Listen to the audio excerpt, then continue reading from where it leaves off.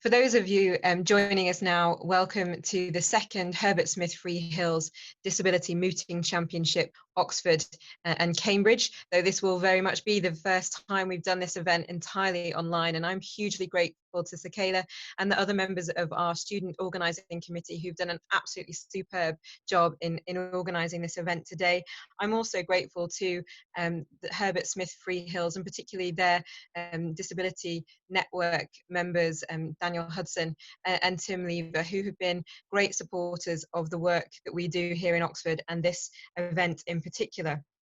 I'm Dr. Marie Tidball. I am chair of the organising committee for this event and director of the Oxford University Disability Law and Policy Project. This is an event that we're really proud of. We've been running now since 2014, and the event aims to promote the discussions of the ways in which issues affecting people with disabilities intersect with the law. The moot problem that you're about to hear argued in this grand final deals with the definition of the body in criminal law and how it relates to mobility aids. As someone myself who wears an artificial prosthetic limb, I'm really excited to hear the mooters debate this issue today. Each of you are able to access the audience pack on the Law Faculty webpage. These documents provide more information about the competition, including the problem question, an accessible read problem question version, and the biographies of the various judges and speakers. The grand final will be presided over by an esteemed panel of judges today. Zoe Johnson QC, barrister QEB Hollis Whiteman, and former senior Treasury Counsel. Professor Jonathan Herring, Professor of Law and DM Wolf Clarendon Fellow in Law, Exeter College, Oxford. Daniel Hudson, partner, Herbert Smith Freehills, and Dr. Brian Sloan, college lecturer and fellow in law at Robinson College, Cambridge. So it's my now great pleasure to pass back over to my colleague, Sakela. Silence. The Supreme Court is now in session.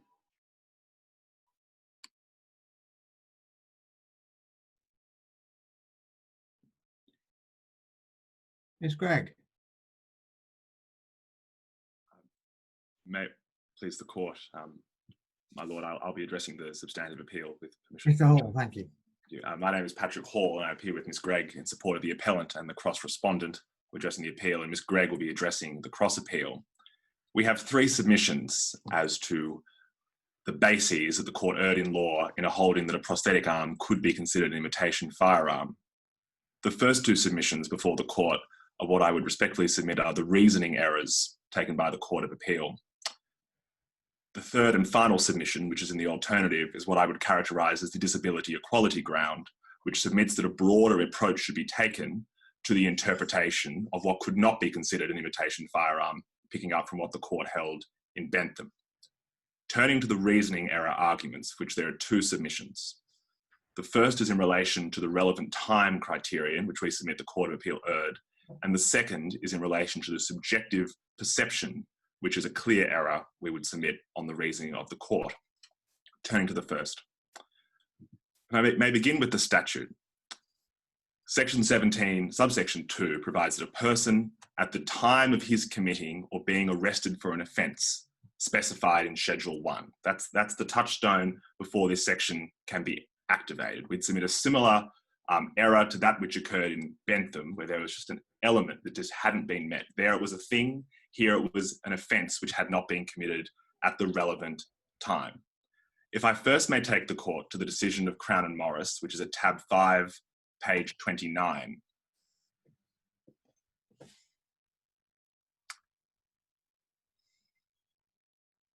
There, in the second sentence, the court held that the material time for the jury to consider is the time when the accused actually had the thing with him. Now, since 1984, this has been applied consistently, and we'd submit was correct in 1968 when the Act was first passed. It was applied in Stoddart. I won't take the court there. To suffice to say that that paragraph enjoyed the full support of the Court of Appeal. What's relevant is the fact what the offence that the person was charged with, and it was before the court. I may take my lord to the base of the court to the basic facts at tab 2, page 5. There at paragraph 5, I'd like to draw the court to the following point. It says, as Miss Dwin grasped the bag, Miss Bacon noticed Miss Dwin did not actually have a firearm. Miss Bacon was unaware it was a prosthetic arm till later, and then what we would emphasize this fact the most, Miss Bacon drew back and started to resist. Now, we would say this is very clear that, and whilst we emphasize subjective perception, not determinative, which is the second error, that it should be very clear on these facts that they knew there was not an imitation firearm, nor could any jury come to that view. The very reason that the offence took place was because Section 17, subsection 2, could not be activated. That offence, there was very clear there was not an imitation firearm. That is why Ms. Dwin had to go further. And so therefore, because there was no subsidiary offence, we submit this could not take place. And there, in the decisions that our friends will undoubtedly take you to, Morris, Stoddart, Bentham, and Williams all concern when the offences ran at the same times. Here, this was simply not the case. The second error, the second submission, is the role of subjective perception. Forgive me, Mr. Hall, can I just understand your temporal argument?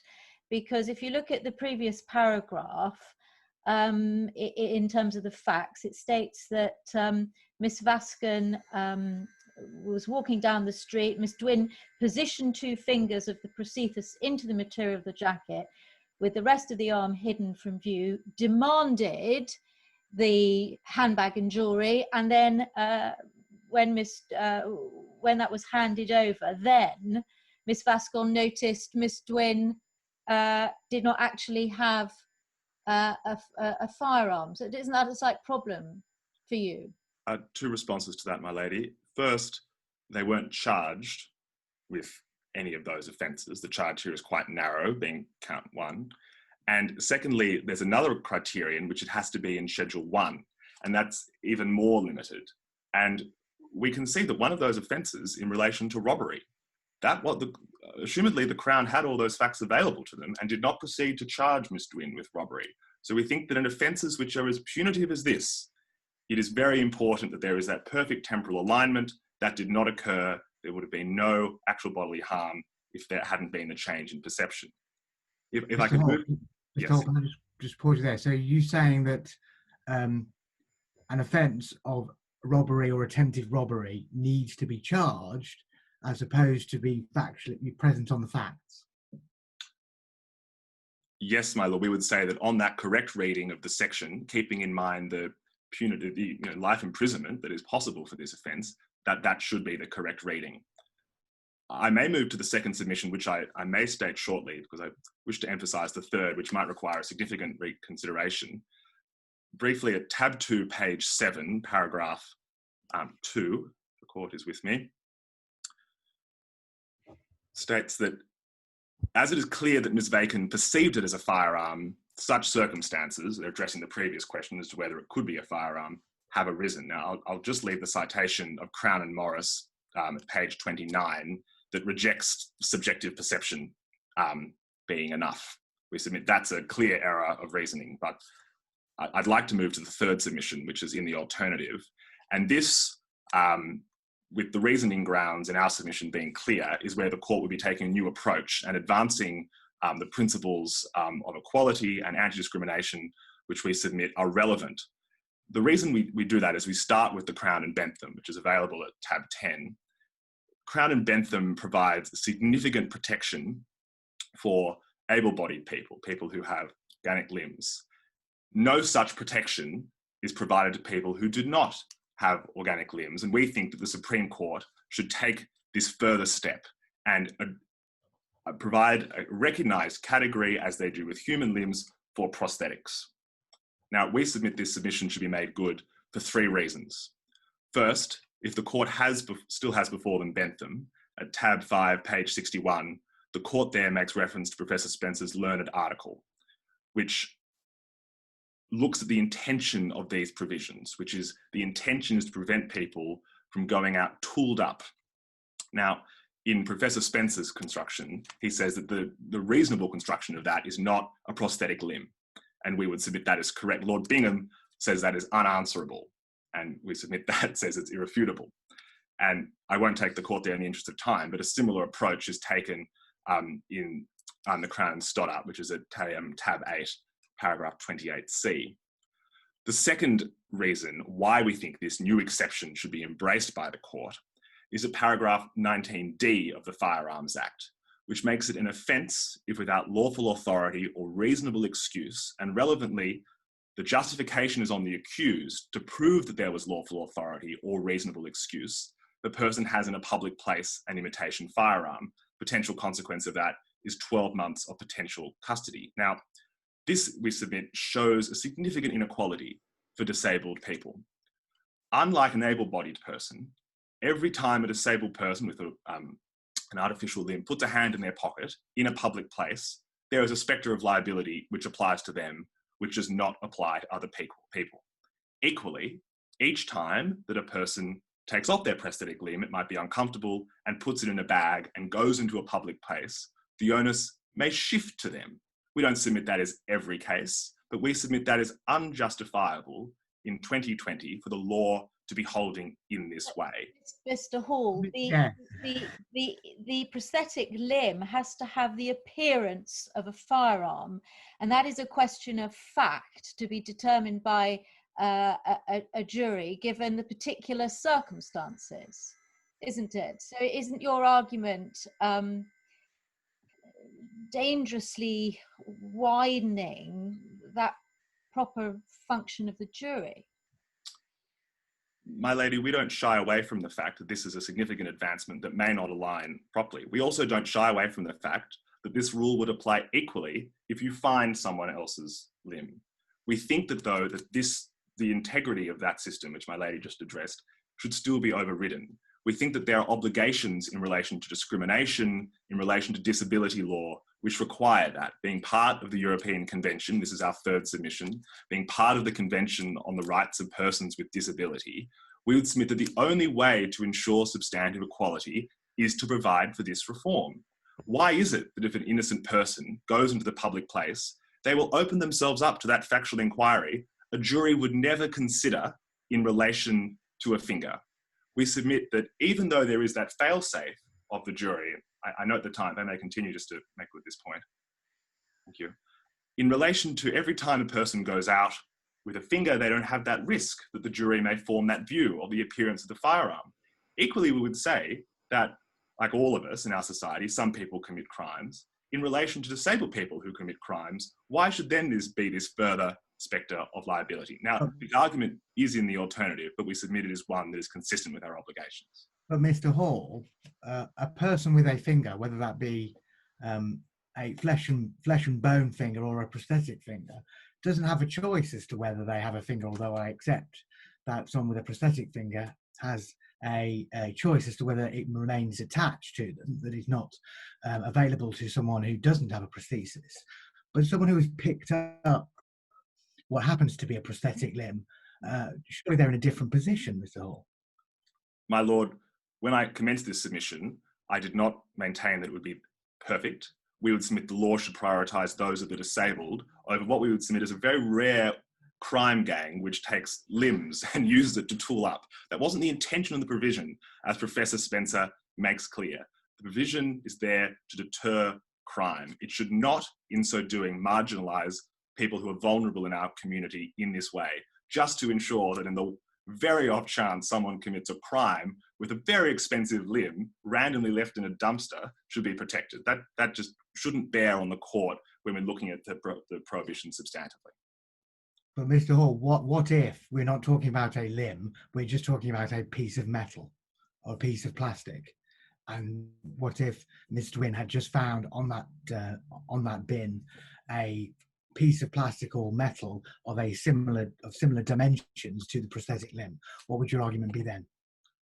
Well, my Lord, if the court is against me, we rely upon the first two grounds which we submit are open and shut.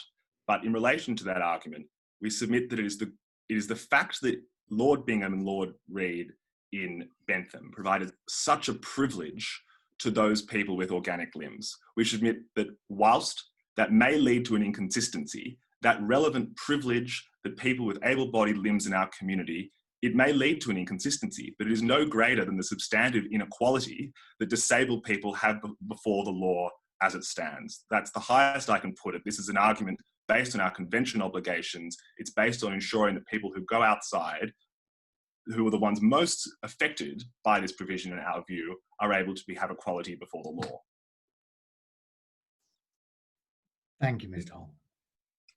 Mr. Hall, can I ask how you're going to restrict the definition of a prosthetic limb? So are glasses going to be included as a prosthetic device, or a mobile phone if someone needs that to make their way around? Well, my lord, that's a question that's been considered in relation to what is part of the body at some length. We think the definition of prosthetic limb will ultimately be a matter of fact that will be borne out. I think one element is attachability or detachability in a way that glasses or a mobile phone simply couldn't be. So in the most obvious cases, an arm, a leg, that question doesn't arrive. How the courts at first instance and appeal will deal with this moving forward will be a matter of fact over time. But we think the great thing that the Supreme Court could do in this instance is just apply the reasoning they did 14 years before to those in our community. Now that we've recognised increasingly, which is a wonderful thing in our society, how this affects people, we think that by analogy it should apply just as equally, accepting it might be messy at the start, but trusting as we do that the courts will solve this over time.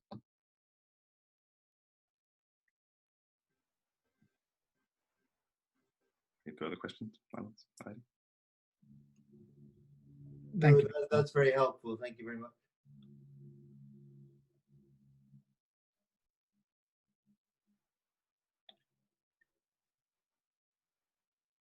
Is it Mr. Tucker or Ms. Edelstein? May it please your lordships, I am Maya Edelstein, and my learned colleague Michael Tucker is the junior in this case. I begin the case for the Crown on the first issue, namely that the Court of Appeal had not erred in law in holding that a prosthetic arm can be considered an imitation firearm. If it please the Court, I would first like to outline my submissions. My first submission will be that as the decision in Bentham revolved around issues of possession, which do not apply in the facts of this case, it does not dictate to finding that the prosthetic arm cannot be an imitation firearm. I will then submit that following this, the main consideration under Section 17.2 of the Firearms Act 1968 would be whether the prosthetic arm had the capacity to scare the victim, which it did in this case. If it please your lordships, I will now move on to my first submission. May I refer your lordships to the case of the Crown and Bentham as reported in the first volume of the Weekly Law Reports on page 1057, and which you can see at the 10th tab in the bundle on page 57.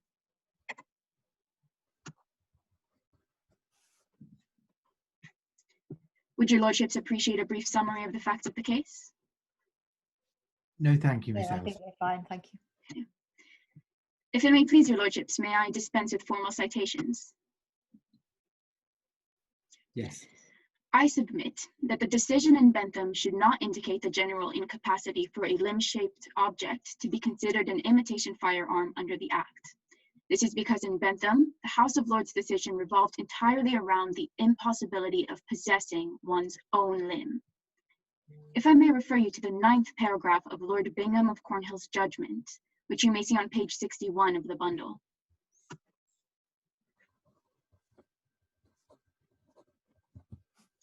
His lordship indicated that the lower courts had erred by basing their decisions on a matter irrelevant to possession, thus clarifying that possession was the issue that required consideration in that case. Therefore, the decision in Bentham may only call for the acceptance of the appeal in this case if it is held that a prosthetic limb is also not a thing which can be possessed. If I may refer your lordships to paragraph 8 of the judgment, also on page 61. There, you may see that the reasons for finding that Bentham's hand could not be possessed by him were that it is not separate and distinct from him. So long as it is unsevered, a limb is part of oneself and cannot be possessed. As such, your lordships, I submit that a detachable prosthetic arm should not be granted the same treatment.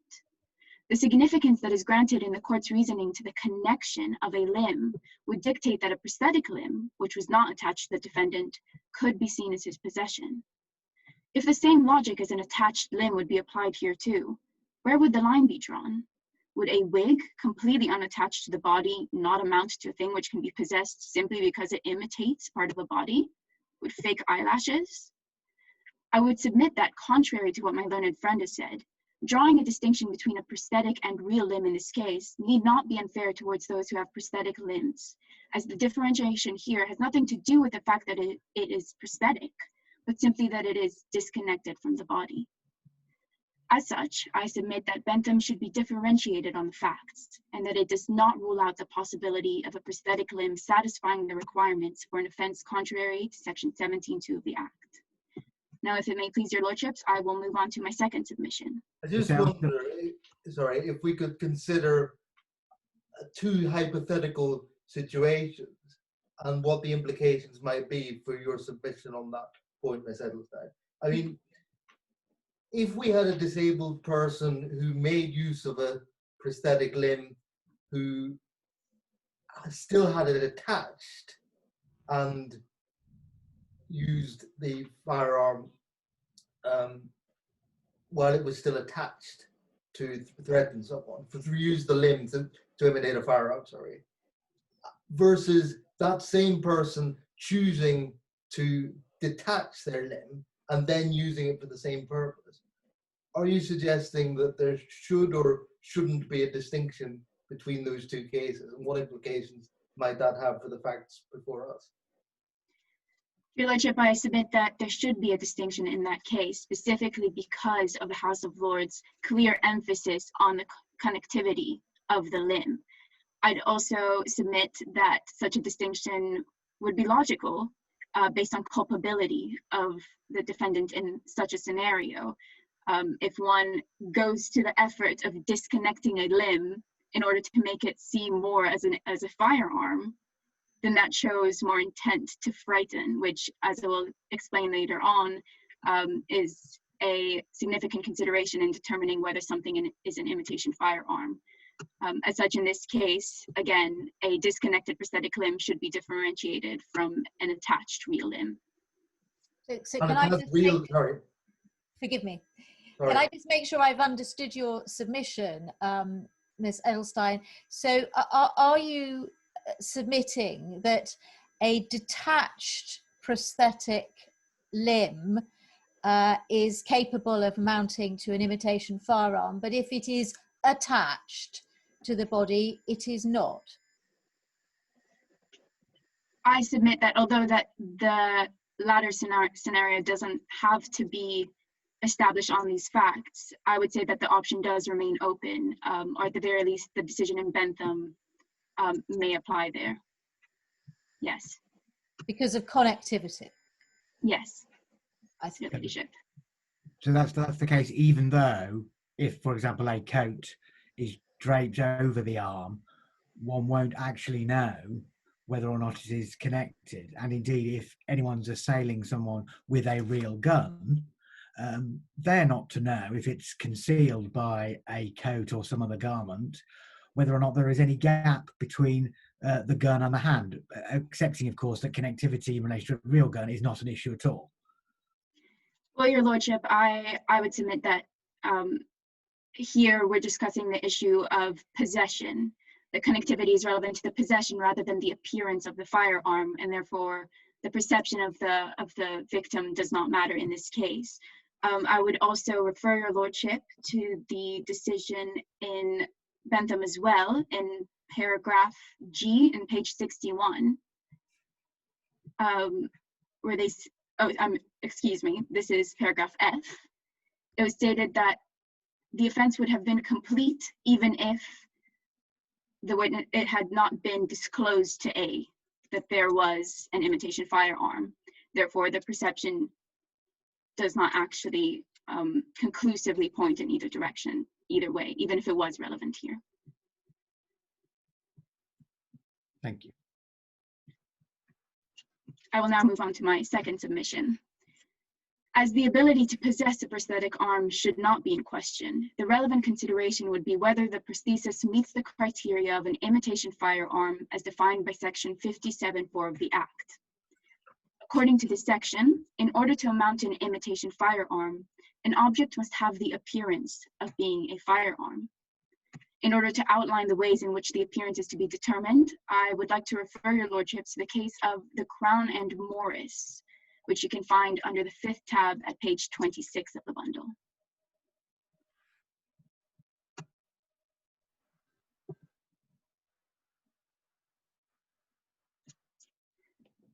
Would your lordships like a brief summary of the facts of the case? No, thank you. At page 29 of the bundle, in the 9th line,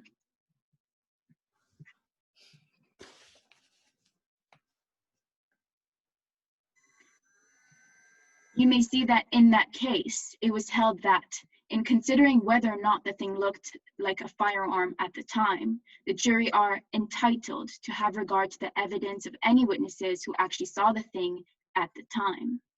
And as you can see on the 3rd line in the same paragraph, the material time for the jury to consider is the time when the accused actually had the thing with him.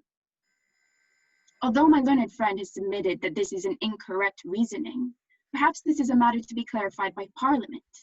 As it stands, this is the rule that has been consistently applied by the courts and should be followed here as well. As such, yes.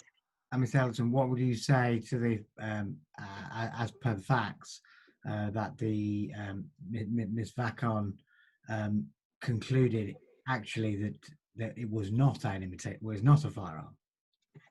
I would say that this in fact points not to the fact that it did not have the capacity to frighten, but rather the opposite, that if even momentarily Ms. Bacon had been compulsed by the appearance of the arm to give up her valuable possessions, then it simply indicates that the prosthetic arm had the capacity to frighten and compulse a person at the time. I would also like to refer your lordships back to the case of Bentham at this point, particularly at page 60 of the bundle, at paragraph 6 of the judgment.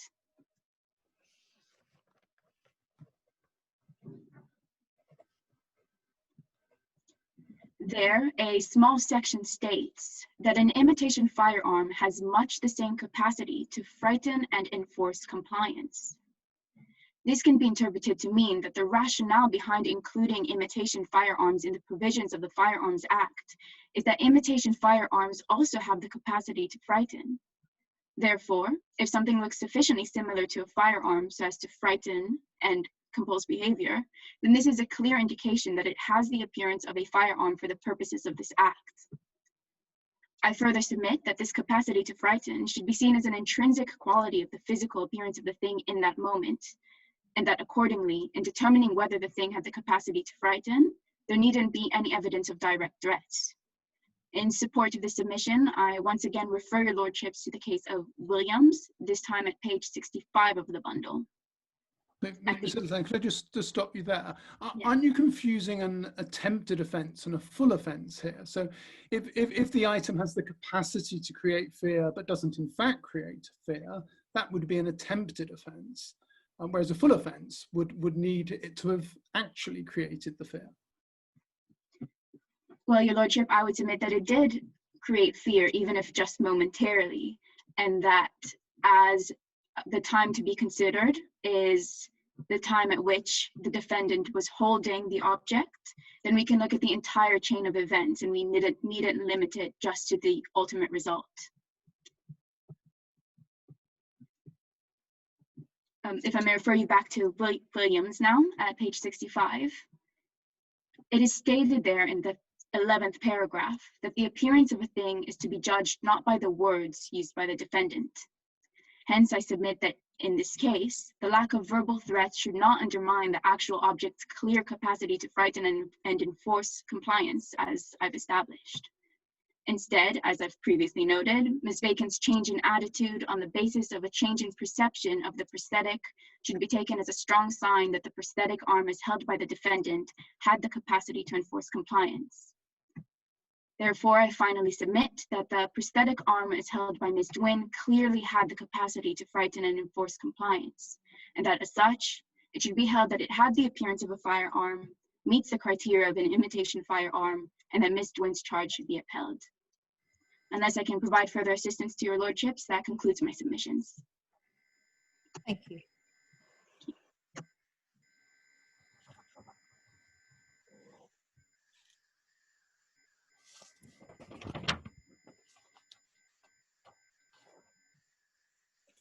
Ms. Gregg now. My lady, I think there's a right of reply. Oh yes, forgive me. Thank you, my lady. Just 4 short points of reply. The first, my lords and lady, is the emphasis we placed on the court's reasoning in relation to our second ground, which was not responded to. We submit that holds, and in and of itself is determinative, the great weight that was placed on subjective perception. Secondly, in response to the response from our learned friend in relation to the relevant time, again, we submit the hook is the time of the offence. And on no view at the time of the offence was it possible there was an imitation firearm. I've made that point and we disagree with our learned friend's response. Thirdly, in relation to the substance of the address put by my learned friend in relation to the role of Bentham. We never sought to apply Bentham in relation to the analysis of the house there in relation to possession. That wasn't something we sought to do. I'll come to why that was. But we applied it on different grounds. So the attack that our friends have on our reasoning did not go to the substance of it, which is instead admittedly a bold argument, but one which is not grounded on the reasoning in Bentham. It's grounded on public policy concerns, convention concerns. I've put that fully, that's been ventilated. The court is aware of our position in relation to that. It's an alternative submission, but one we think is an appropriate step for the public policy reasons, convention reasons identified. The final point, and the reason that the Bentham analysis is my learned junior will be addressing points in relation to the body and whether the body should be considered an imitation prosthetic should be considered part of the body. Now, Ms. Gregg will address those points. Suffice to say that if Ms. Gregg succeeds in that, which we'd say is relevant, therefore there can be no offence under section 17, subsection 2. Now that's an error we would submit that the Court of Appeal made. They held that there had been a subsidiary offence to allow section 17.2 to be activated, but then they held there was no subsidiary offence. They're the brief points I wanted to make in reply, each of which should be determinative of this appeal. Please, the Court.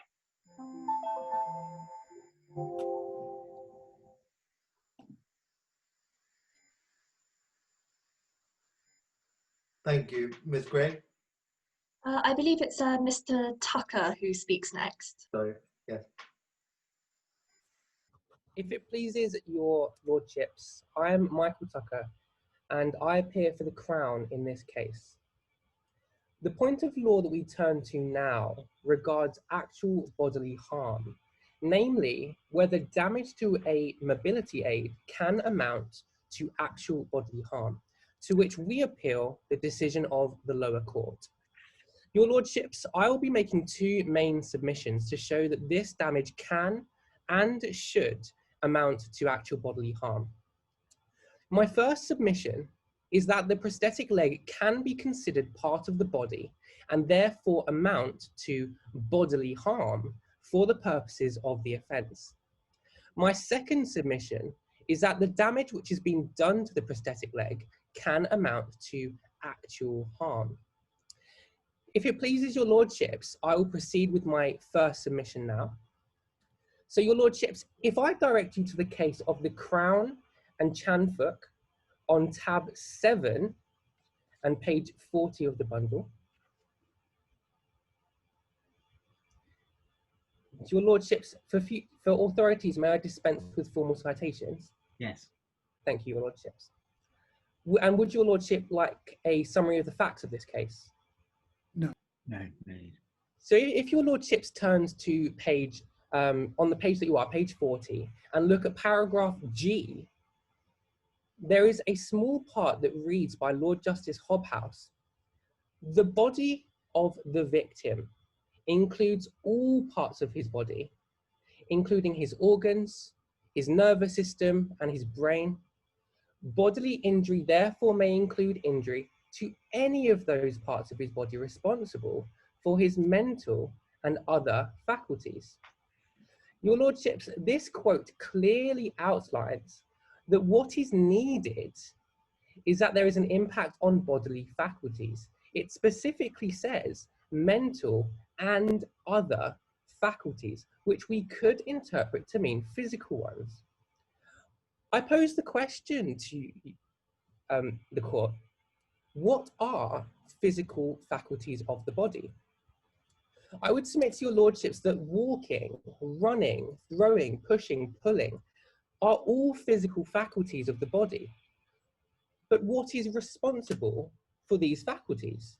For throwing, quite obviously an arm, for pushing, the same, for walking and running, a leg. But your lordships, does this have to be a natural arm? Can an artificial arm fulfill the physical faculty of life that a natural arm does? I submit yes, and this can also be said for the leg. Mr. Tucker, forgive me, but if I have a prosthetic leg, it means I cannot walk with both my legs because one of my legs doesn't function or doesn't exist. So my body is, as it were, deficient, and I rely upon a thing, property, to cure that deficiency. Isn't that a problem for you? Your ladyship, my response to that is that the bodily function here is walking, and without that prosthetic leg, your bodily function is deficient. I would agree with you. However, I would say that in the prosthetic leg, enabling you to walk, and prosthetic legs can be designed very, very intelligently, especially in today's medical context, that walking is almost the same as if you had a natural leg.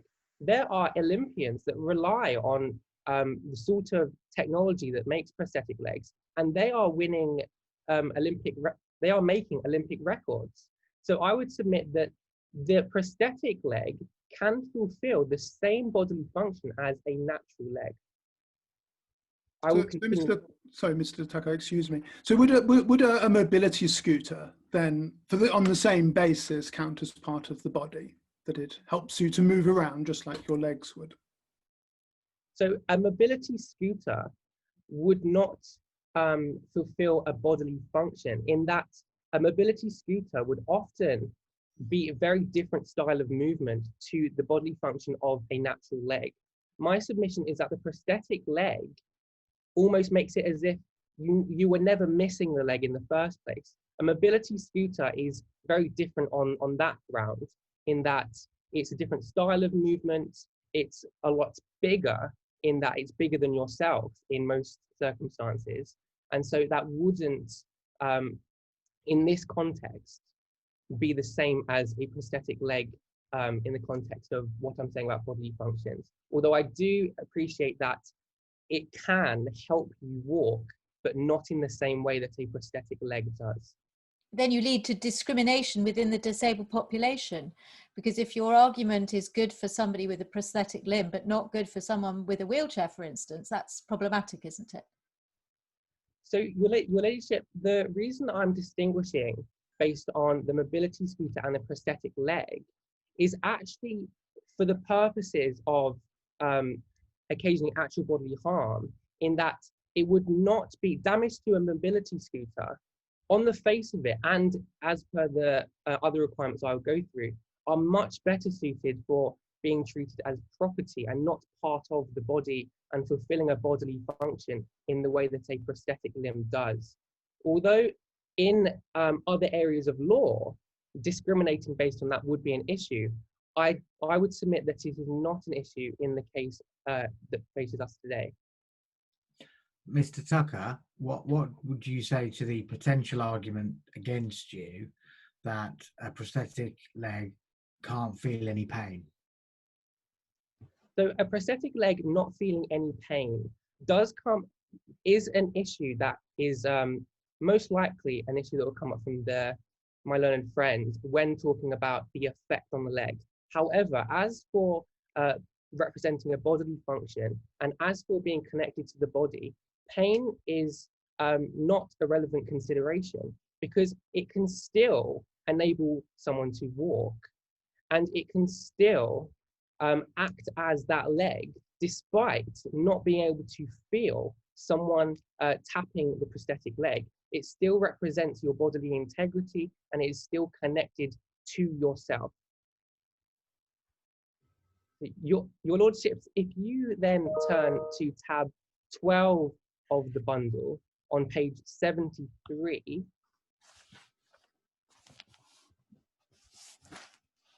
you'll see the case of DPP and Smith.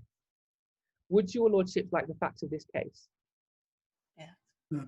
On page 73, at paragraph B, there is a small section that reads by Lord Judge, whether it is alive beneath the surface of the skin or dead tissue above the surface of the skin, the hair is an attribute and part of the human body.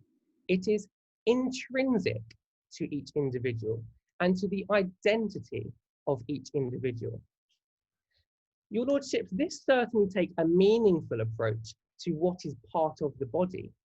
The hair is extremely important to the vast majority of individuals, essentially becoming intrinsic to their identity.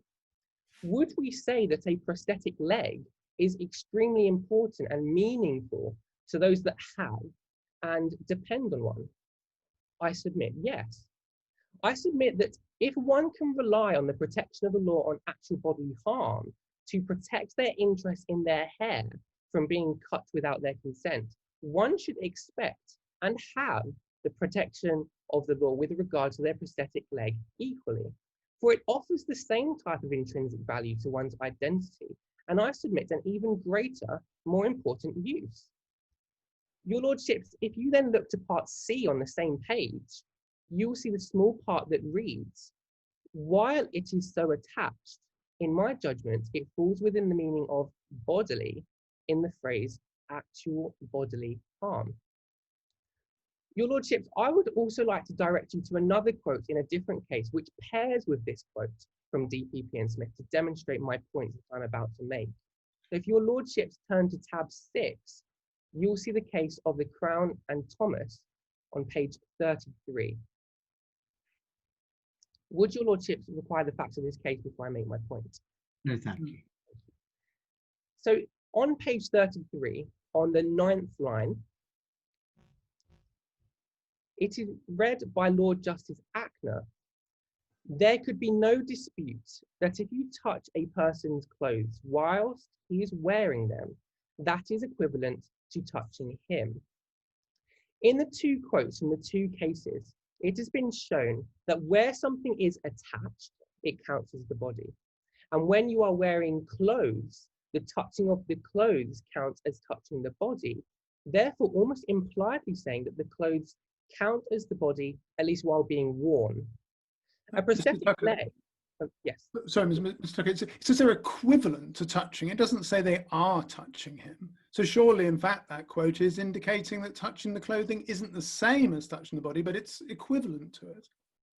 Your Lordship, I would submit that using the word equivalent implies that we should have the same treatment. So touching the body should be treated equivalently to touching the clothes. Now, a prosthetic leg, Your Lordships, is attached to the body while in use. The prosthetic leg can be detached, of course, meaning taken off, but so can the clothes in Thomas. I would also submit that as a basic notion of policy, to say clothes count more as your body, your bodily integrity, intrinsic to your identity, than the prosthetic leg that you need as part of a disability would be a severe injustice and would require correction. Your Lordship, I'm notice of the time. However, could I ask for consent to keep going for my second submission? Yes. Yes. Thank you, Your Lordships. So I will now proceed with my second submission. So if Your Lordships turn to tab 4 of the bundle, to the Crown against Donovan, which is page 24, would Your Lordships require the facts of this case? Not necessarily, no. Of course. On page 24, Your Lordship look at line 10 from the bottom, 10 lines up. It reads by Mr. Justice Swift. For this purpose, we think that bodily harm has its ordinary meaning and includes any hurt or injury calculated to interfere with the health or comfort of the prosecutor. Such hurt or injury need not be permanent, but must, no doubt, be more than merely transient and trifling. There are two considerations here, Your Lordships. The first, does it interfere with the health or comfort of Miss Bacon? And second, is it more than merely transient and trifling? I submit that the comfort of the victim here, Miss Bacon, is interfered with. It has drastically affected the ability to walk, and therefore the comfort in doing so. As well as this, the shock and fear involved in the situation also affects the mental health of Miss Bacon. So taken together, they certainly fulfill the requirements. Your Lordship, Mr. Tucker, on that second point, is there any finding of fact in relation to any psychological impediment to Miss Bacon? So on the facts, Miss Bacon did admit feelings of being frightened.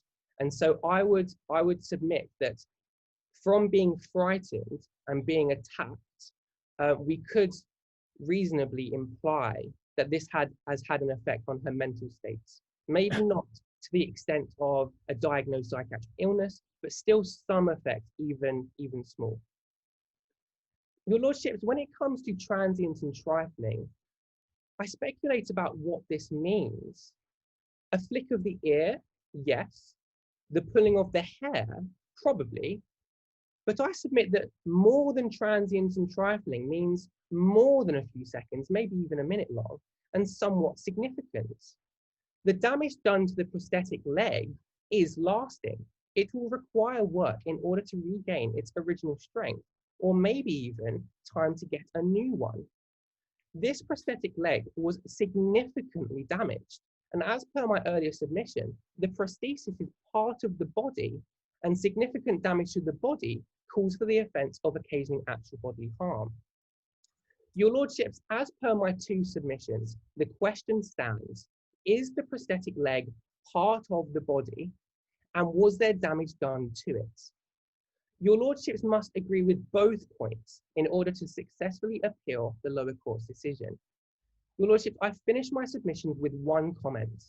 This outcome affects the lives of all of those people with disabilities, who, if their prosthetic body parts are not deemed to be part of them and can be rationalised as merely property, will be affected for life. We must open our interpretation of the law to encompass all of those within it, no matter what their disability status is. And on that note, Your Lordship, unless I can provide you with any further assistance, I finish my submissions. Thank you.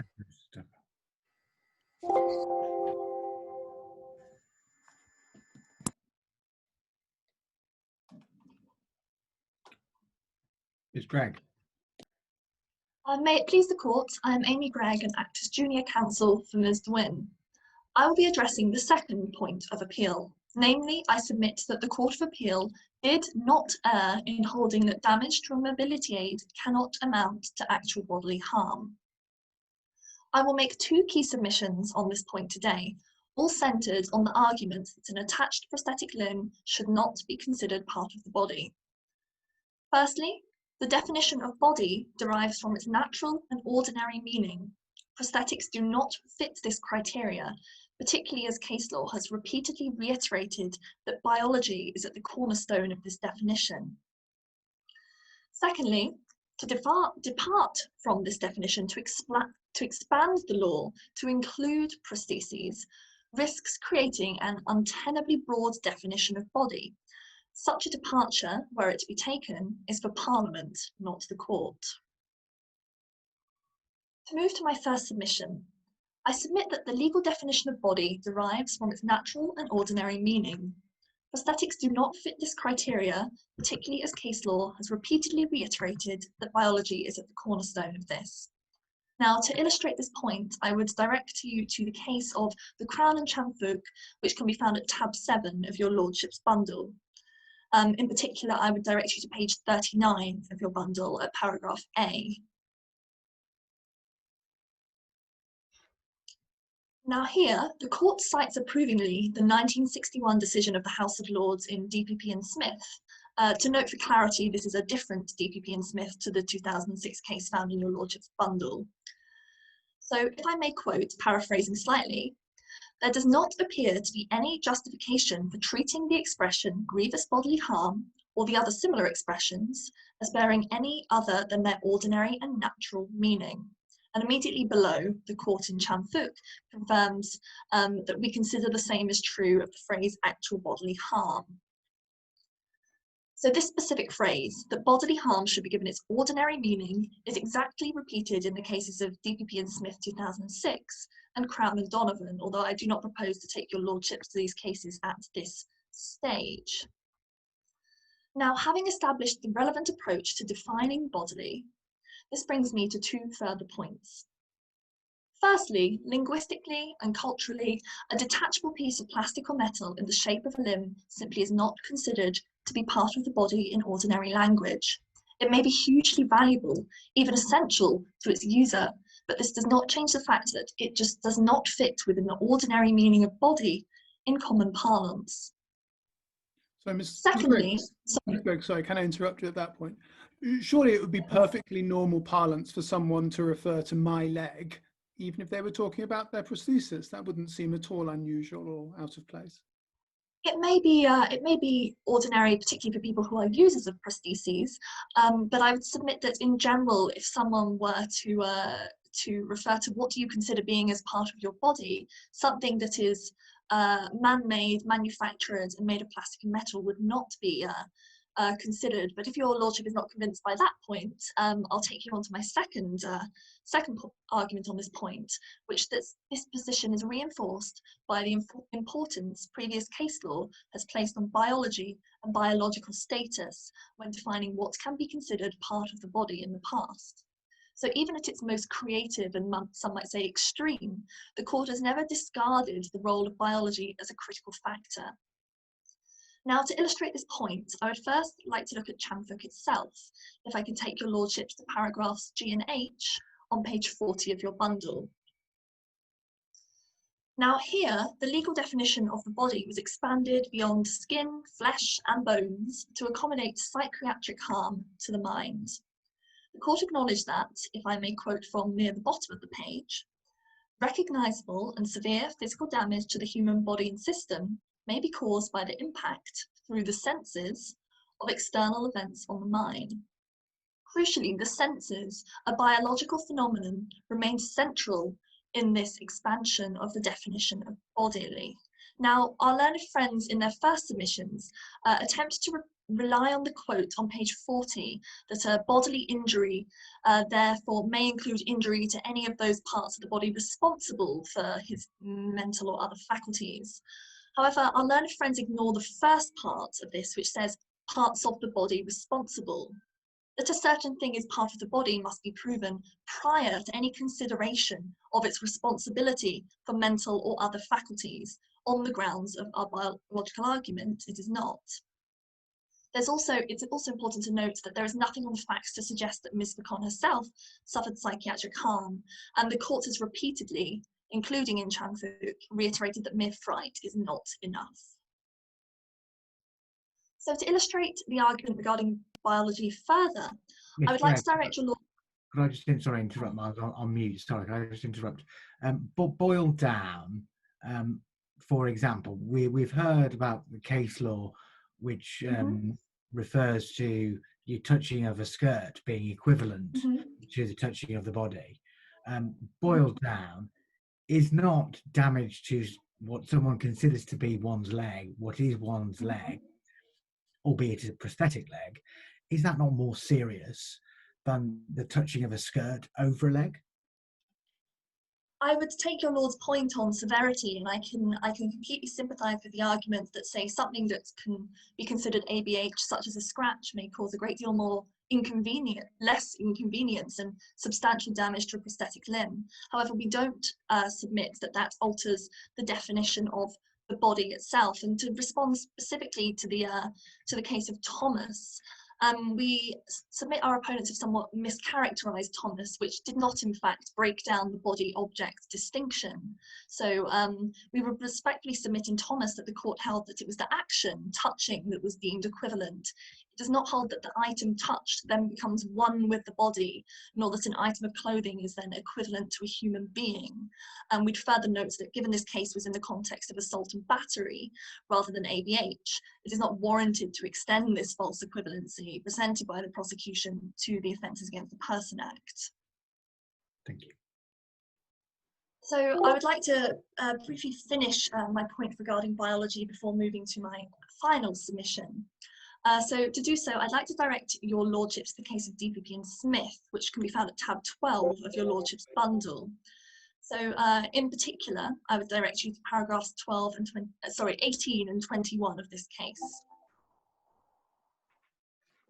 So what page number is it? Apologies, my lord. I think it is.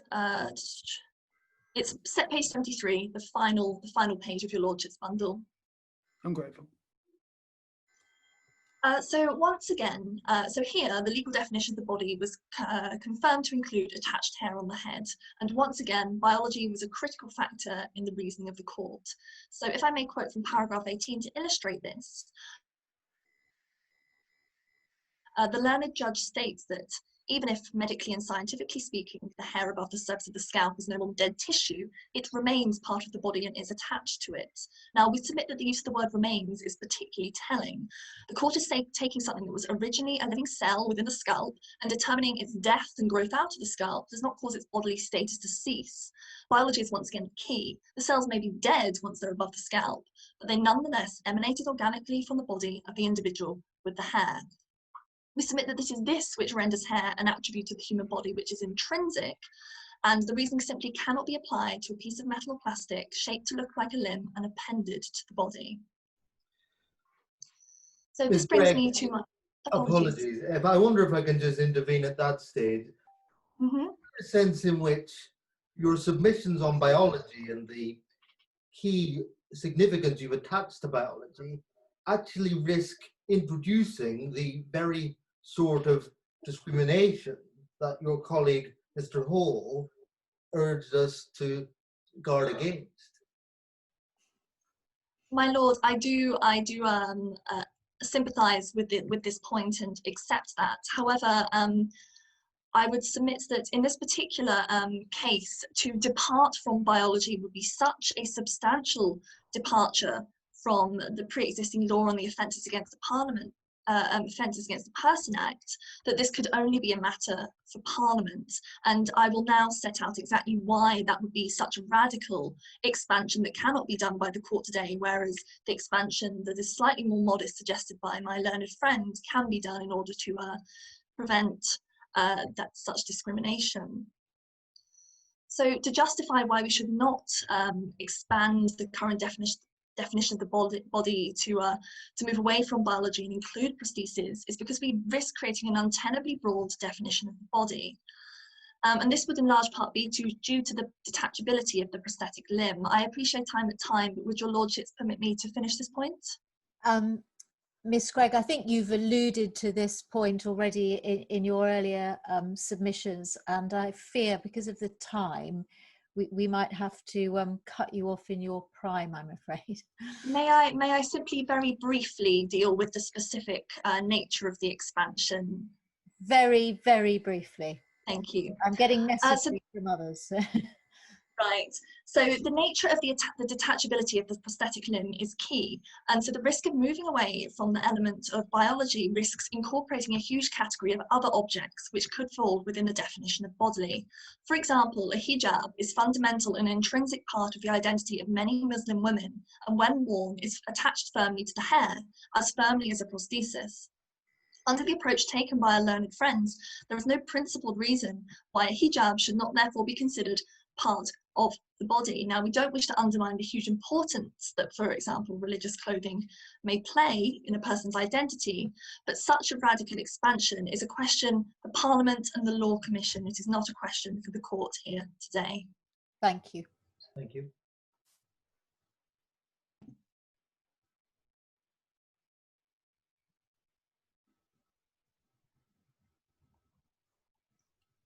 Is there a reply? Yes, your lordships, thank you. So I begin my reply just naming three concepts that my learned friend has addressed. The first is that we should adopt the Chan-Fook ordinary meaning approach. Now, I submit that Chan-Fook did not define body.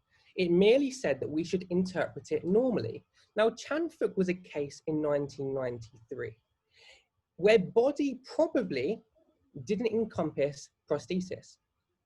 However, we are in 2020, and so when interpreting what Chan-Fook meant by we should interpret it normally, well, the normal interpretation of body changes with time and changes with public perception of what the body is. There is a much wider usage of prosthesis now than there was in 1993. The technology of prosthesis is much better now. They look like prosthesis. They act much better than the quality of 1993. And so we should interpret it exactly as Chan-Fook said, as we should interpret it normally, which I submit in a 2020 interpretation would encompass prosthetic limbs. The second submission that my learned friend made was that the case of Thomas doesn't help define body. Now, I submit to your lordships that the Thomas case was about indecent assault. It wasn't about actual bodily harm. However, the assault part, which required the touching of the body, was accepted by the judges. Although not an actual bodily harm case, the touching of clothing was found to be equivalent to touching of the body. And so it does tell us something about the body. It tells us that touching the clothes is equivalent. And so we can use that to help and guide the court's interpretation of what the body is, despite it not being an actual bodily harm case. And my final reply to my learned friend is that it should not have to be a job for Parliament. This does not need to be a massive expansion of the law. We merely need to use the existing principles. There is an attachment, a connection. It is intrinsic to one's identity, and it helps or provides a bodily function. And I just critique the one example that my learned friend used. A hijab is not connected as firmly as a prosthesis. It can slip off quite freely, which is why this would not cause too much of an issue with property, because things like wedding rings can slip off, they're not attached. The prosthesis is attached firmly by a vacuum and a belt. It does not hang off, it does not slip off. It stays on until the owner wishes to detach it. And with that, your lordships, I finish my reply. Thank you very much. Thank you. At this stage, we should depart. Is that correct? Yes, I don't know whether the yes. Silence. The Supreme Court is adjourned. Judges, please enter the breakout room. We'd appreciate it if everyone else were to remain on the Zoom session while the judges confer on the decision. Please note that they will only provide their decision in law. An announcement of the champion winners will happen after the panel discussion. Hello, everybody. My name's Dr. Rachel Tolley, and I am the Cambridge Vice Chair of the Herbert Smith Freehills Disability Mooting Championship, Oxford and Cambridge. And I'm the John Collier Fellow and College Lecturer in Law at Trinity Hall, Cambridge. After the judges return and announce their decision on the appeal, I'll say a few words of congratulation to the grand finalists and thanks to our judges. But while we wait for the judges to deliberate, I wanted to speak to you all to say a little bit about how this mooting championship started. Luke Rostill has rejoined me again on the panel. Luke and I and Marie, who started off proceedings earlier today, began working on this championship about 7 years ago, when I think all three of us were graduate students in the Faculty of Law.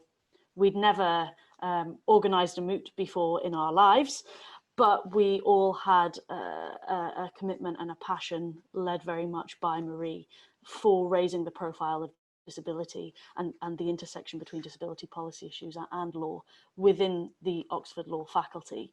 We were delighted at the time that the faculty received our enthusiasm and our ideas very warmly, and with the support of Dr. James Goodcamp, who was at that point the mooting coordinator, the Herbert Smith Freehills Disability Mooting Championship began.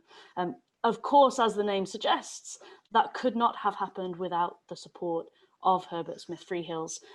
Dan Hudson and Tim Lever were incredibly generous from the outset, not only with providing support from the firm, both financially and otherwise, but also personally to all three of us as we set about on what has become a grand and recurring adventure.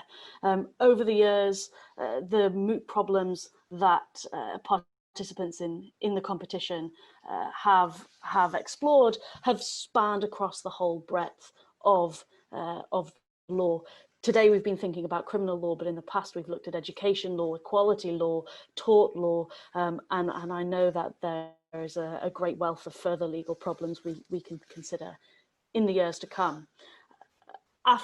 So I was a graduate student in Oxford, as I said, when the championship started, and a few years ago I left and joined the Faculty of Law at Cambridge. And on behalf of the Cambridge Faculty of Law, I would just like to thank Herbert Smith Freehills and my friends and colleagues in Oxford, the current organising committee, but of course Marie and Luke, for their vision and commitment, and for extending the competition to students at Cambridge for the second year running now. And I know I speak for all of the Cambridge mooters and indeed the wider Cambridge law community when I say that we are all very grateful to be part of this very special event. The Herbert Smith Freehills Disability Mooting Championship is like no other mooting competition I've ever seen. It is a very special mix of very high level intellectual engagement with legal issues, a wonderful broadening out of that conversation every year when we host a panel discussion, and we have a fantastic panel discussion in store for you in not too long from now. But there's also a sense of community, I think, every year, and we were remarking upon this in a committee call earlier today. We bring together undergraduate law students, graduate law students, committee members, our friends from Herbert Smith Freehills, judges, academics, and we bring together some people who have spent their professional lives steeped in issues relating to disability. We bring into the room people who have personal experience of the matters we discuss, but we also bring to the table students who may never have thought about disability law and policy at all. At the end of the day, we all leave having learned from each other, and I think that is something that other mooting competitions simply can't offer, and that's part of the reason why I personally am so very delighted that I still get to be involved, quite selfishly, but that we've been able to bring such a wonderful event to students in Cambridge as well. Luke, I don't know if you want to say a few words about how you found organising the moot for the first time, and how it's led you to some of the broader roles you play now for the faculty. Yes, thanks, Rachel.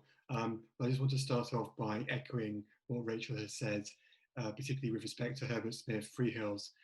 It's been, well, we were told when we started this that city law firms would not be interested in supporting an event on disability law, and the people who said that could not have been more wrong, because Herbert Smith Freehills have committed to this over a long period of time, and not only do they provide financial support, but they provide well, lots of other kinds of support, including, of course, taking part in the competition. So we are extremely grateful to them, and we hope that partnership's going to continue for many years to come. It's also been wonderful in recent years for the Oxford faculty to work with the Cambridge faculty and to have what is essentially a varsity event. That started last year, and it's been wonderful to see it continue. And I'm particularly pleased that it means we get to continue working with Rachel, who is now in Cambridge. I also just wanted to say thanks to the wonderful student committee who have been working really hard in recent months in very challenging circumstances. The plan at the start of this year was that we would all meet in person in Oxford for this competition. Of course, that wasn't possible, and in March and April we were scrambling around trying to work out what to do, and we decided to go ahead virtually, and it's been wonderful today to actually see it take place. It's a shame that we can't meet all of you in person, but this is much better than cancelling, and so it's been wonderful to see it. Finally, I just want to say congratulations to all the mooters on behalf of the Oxford Law faculty. I've been so impressed with what you've been able to do in this competition, particularly when I keep in mind the circumstances in which you've been preparing for this competition, and the fact that you've been doing it alongside all of your undergraduate or postgraduate work. It really is amazing, so very well done. I think I should stop speaking there. Rachel, is there anything else you wish to say? No, I don't think so. Of course, this is the moment of great anticipation for all of the mooters, and usually, as Luke mentioned, we'd be sat in a historic building in Oxford somewhere, having tea and cake, and we're all looking forward to a time where we can get back to doing this in person. But for the moment, we're all sitting in our rooms, all feeling the same sense of anticipation, wherever in the country or indeed the world we may be. I have it on good authority that the judges have been deliberating most intensely over the relevant issues of law, and they are in the process of deciding who has won on the law, and indeed, no doubt, who is won on the moot. But of course we won't find out that all important information until a little bit later. I've been interested in these particular areas of law for quite some time. I teach criminal law and tort law in Cambridge, and I was very excited to see the problem, the moot problem this year. Congratulations should be given, I think, to George and Katie, our organising committee members who wrote the moot problem this year, really with very little assistance from Luke and I in the background. They did a fantastic job on that moot problem. It is not easy to write a moot problem. It's certainly not easy to write a moot problem when you're an undergraduate student, and I think for mooters who experience the process of doing the research, constructing the arguments,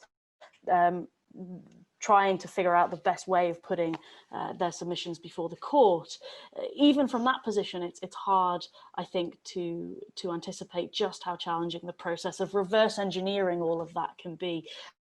So we're very proud, I think, of our undergraduate students in Oxford, George and Katie, who've done such fantastic work on the problem. So if you've enjoyed it today, then you might want to give a little mental note of thanks to them. Can I also say, Rachel, how proud we are of our friend and colleague Marie Tidball. Without her, this would not be happening. And as well as organising this event, some of you will know that she's been played a leading role in Oxford in ensuring that disability and the law is discussed in a variety of contexts and in a variety of ways. The Mooting Championship is one part of that, but there are many other projects that she's been working on. And if you are interested, do please take a look at the Disability Law and Policy Project website. It's there as part of the Oxford Law Faculty website, and I give you a flavour of some of the brilliant work that Marie and other colleagues have been doing in this area, which has traditionally been underexplored and understudied in Oxford. So I just wanted to say a huge thanks to Marie Tidball. Something else we should perhaps point out for our audience is some of the other work which takes place in parallel to the events of today, the mooting activities you've seen in the panel discussion we'll watch later. There's a significant access and outreach widening participation component of the Disability Mooting Championship, and we've embedded that really from the very start of our work on this project. Luke, I wonder if you could say a little bit more about how we work with the Pathways to Law programme to engage in a broader access and outreach work as part of the championship. Yes, well, I think the many people in the audience will be here as part of the Pathways to Law programme. Pathways to Law is one of the widening participation programmes run by the faculty, and they have lots of events going on over the year, and in recent years we in the Disability Mooting Championship have been able to team up with them. And so I hope those of you who are part of that programme have enjoyed today's moot. No doubt some of it seems a bit strange. Some of the ceremony surrounding legal proceedings is rather strange, particularly when you first encounter it. So I hope it's given you a little sense of what it's like, not only to meet as a student, but also actually to give submissions in a courtroom, because, well, or at least in a virtual court, which is not all that far away from what you've seen today, really. Bryony, I see you're on the screen. I was wondering whether you wanted to say something. Maybe you could tell us a little bit about your experience as an undergraduate student serving on the organising committee and what you've learned in that process.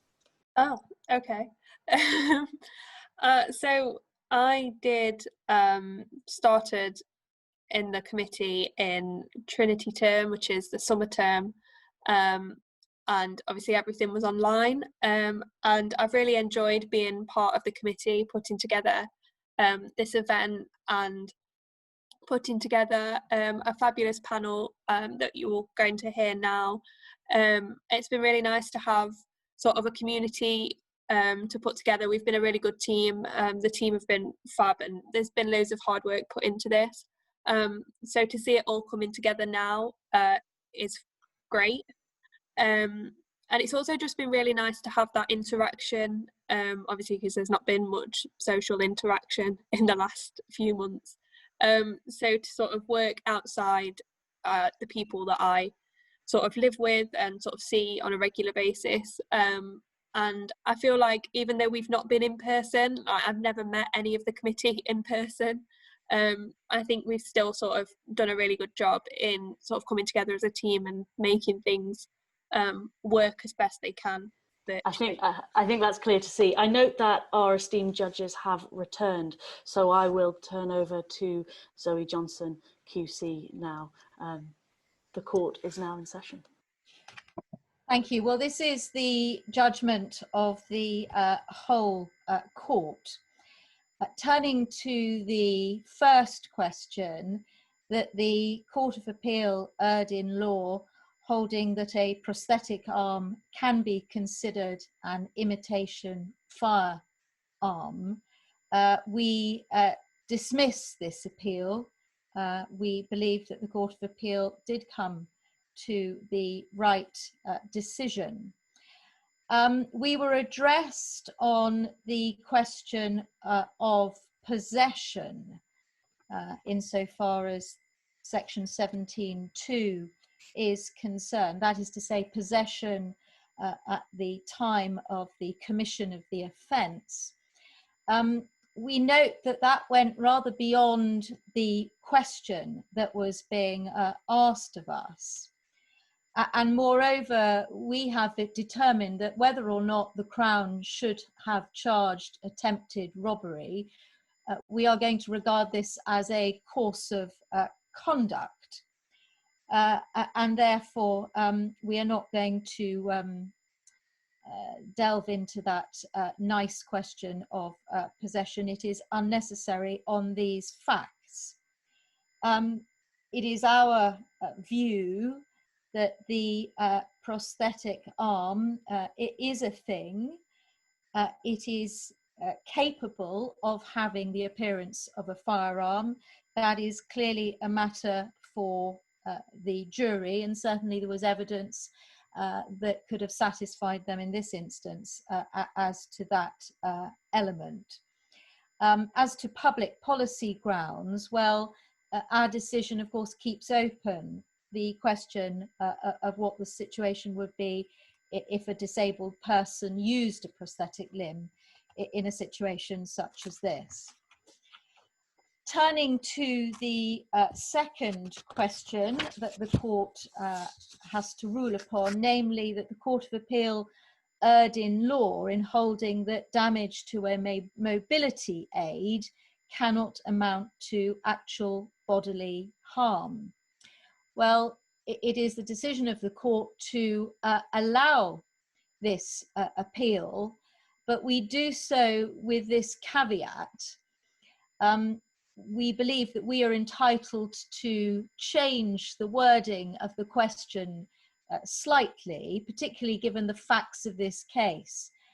And so we would wish to change the wording that the Court of Appeal erred in law in holding that damage to a prosthesis cannot amount to actual bodily harm. And on that basis, we allow the appeal. As I've said, the facts of this case were not about mobility aids generally, but about a prosthesis.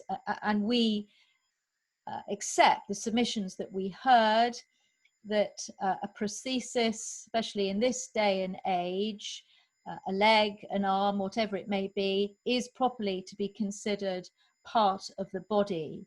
There is a significance, and we were persuaded by the arguments about the significance of connectivity, that it is a direct substitute and that it is really attached. And so therefore we allow the appeal to that extent. Obviously, I'm sure there'll be further cases that perhaps seek to extend our decision over and above what we have ruled today.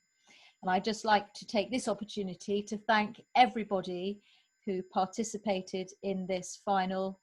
The winner will be announced later, but I can say on behalf of everybody that each one of you were extremely good, and we are very grateful for your submissions. And if I can say, as possibly one of the judges who's had to do this most recently, making submissions to a court online, digitally, virtually, is one of the most difficult things that you can do. And I hope next time you'll be doing it in person. Thank you very much. Thank you very much, Zoe, and thank you to all of our judges. We are, as ever, incredibly grateful for your time, commitment and enthusiasm for the work that we're doing here at the HSF Disability Mooting Championship. First of all, in terms of conclusion and wrapping up this event, huge congratulations to all of our mooters across the 2 days and indeed before in relation to the applications. It isn't easy, an easy thing to do, to sort of throw yourself at the mercy of the judges, as my colleague has suggested, you people who seem to take pleasure in trying to throw you off your stride and trip you up. But that's what lawyers are like, I'm afraid. You all handled the judges very, very well indeed across both of the 2 days. Just a quick note in the middle as to it's a very important part of this championship is the Pathways to Law Access programme that takes place each year, and it's a highlight for us to be able to speak to school pupils and hopefully to be able to help them to communicate to them our enthusiasm for the law and go through the ways in which each of us, in potentially different ways, found a progress and a path through from early life to be lawyers, and making it clear that where there are perceived hurdles, they can be overcome. A very quick thanks to the judges who were all from my own colleagues this year, also to Oxford and Cambridge universities, but most of all to thank the wonderful organising committee, led as ever by Marie, Rachel and Luke, who worked so hard with such careful thought and good humour to make this event what it is, even more so in this, the most unusual of years, when the very existence of this event was in doubt for a period of time earlier this year. Without any further ado, the grand final judges, who have all asked me to convey how very, very difficult it was to choose between the two teams in terms of determining which exhibited the better understanding of the law and the legal problems that were posed and presented their arguments better. And each of the judges had moments in the deliberation session, varying from one team to the other. But they have, in the end, concluded that on the very barest of margins, literally I think it's maybe the tightest final we've ever had. The winning team should be Maya Edelstein and Michael Tucker from Cambridge, and the runners-up, Michael Hall and Amy Gregg from Oxford. Right, everyone off mute, round of applause.